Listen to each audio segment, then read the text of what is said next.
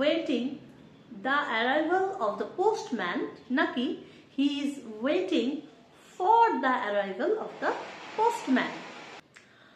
Postman, delivery boy, maid or যে কোনো guest কারুর জন্য ওয়েট করা। এই সমস্ত ক্ষেত্রে সঠিকভাবে বাক্যটাকে বলতে গেলে বলতে হবে he is waiting for the arrival of the guests, বা for the mailman or for the maid, যাই হোক সেটা অ্যাজ পার দ্য সিচুয়েশন।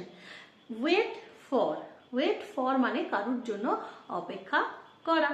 তো এরপর যখন এরকম সিমিলার সিচুয়েশন আসবে তখন আশা করি তোমরা এই প্রিপোজিশনটাকে সঠিকভাবে ইউজ করতে পারবে, এবং কোথায় কোথায় ইউজ করেছো সেটা কমেন্টসে কিন্তু আমায় অবশ্যই জানাবে।